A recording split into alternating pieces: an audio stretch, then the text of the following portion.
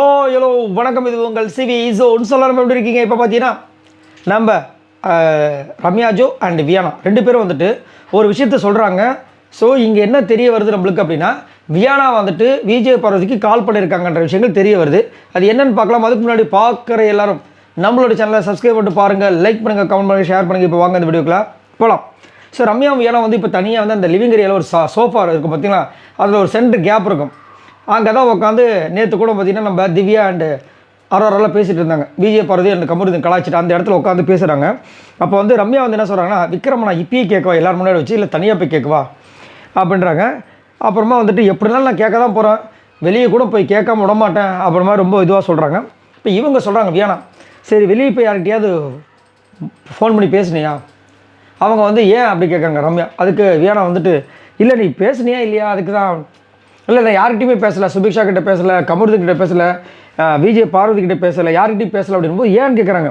இல்லை எனக்கு பிடிக்கல, பேச பிடிக்கல அப்படின்போது, சுபிக்ஷா ஓகே, ஏன் அவங்கக்கிட்ட நீ பேசலை, மற்றவங்ககிட்ட பேசலை அப்படின்னு கேட்குறாங்க இவங்க. இல்லை எனக்கு பேச விருப்பம் இல்லை, சப்போஸ் பாரு இங்கே இருந்திருந்தால் நான் வந்து பார்வதியும் சான்றா வச்சு நான் அந்த விஷயத்தை கேட்டிருப்பேன் அப்படின்னு சொல்லி இன்னும் வந்து காண்டில் தான் இருக்காங்க. என்னென்னா பார்வதி வந்து சொல்லியிருப்பாங்களா, எப்படி இருந்தாலும் நம்ம ரம்யா வந்துட்டு பாம்பு மாதிரி அப்படின்ட்டு, அதுக்கு இவங்களும் ஏதோ ஒரு கவுண்ட் கொடுத்துருப்பாங்க. அதை வந்து இங்கே சொல்கிறாங்க, இதனால தான் இது பண்ணலன்னு. ஸோ இங்கே வந்து பார்த்தீங்கன்னா வியானா நீ ஏன் பேசலை அப்படின்னு கேட்கும்போது இவங்க அப்போ கால் பண்ணிகிட்டு இருக்காங்கன்றத விஷயங்கள் நம்மளுக்கு தெரியுது. ஸோ அதெல்லாம் கேட்டு பேசி தான் வந்து இங்கே வந்துட்டு சாண்ட்ரா வந்து வச்சு செய்கிறாங்க போல இருக்குது. ஏன்னா சாண்ட்ரா வந்து ஒரு விஷயத்தை வந்து விக்ரம் கிட்ட அன்றைக்கி நைட் சொல்லியிருப்பாங்க. அவன் ஏன் மேலே எந்த தப்பும் சொல்லலை, அவளுக்கு எனக்கு எந்த பிரச்சனையும் வரவும் இல்லை. ஆனால் அவன் இதையும் பண்ண ப்ரொமோல் நீ வந்த, அதுக்கப்புறம் வந்துட்டு நிறைய விஷயங்கள் அதாவது இதை ஏன் பண்ணன்னு சொல்லிட்டு மற்ற விஷயத்த தான் கேட்குறாளே தவிர அவளுக்கு எனக்கு எந்த பிரச்சனையும் வரவே இல்லை அப்படின்ற மாதிரி சொல்லியிருப்பாங்க. ஸோ இந்த விஷயத்தில் அதனால தான் இன்னொன்று சொல்லியிருப்பாங்க, சில விஷயங்களை வந்து பிக் பாஸ் வந்து கேட்க வேணாம்னு சொல்லியிருக்காங்க. ஸோ இந்த விஷயத்தை தான் வந்து அவர் வந்துட்டு கேட்கக்கூடாது சொல்லியிருப்பார் போல இருக்குது. இந்த ரெக்கார்டு அதுக்கப்புறம் விஜய் பார்வதி கமருதீன் விஷயங்களை அதனால தான் நான் வந்துட்டு அடக்கிட்டு உட்காந்துட்டுருக்குன்றலாம் சொல்கிறாங்க பார்த்தீங்களா, அதெல்லாம் போல இருக்குது. அதனால தான் வந்து இப்போ வந்தவொடனே சாண்ட்ரா வந்து கலாச்சிருக்காங்கன்னு இப்போ நம்மளுக்கு புரிய வருது.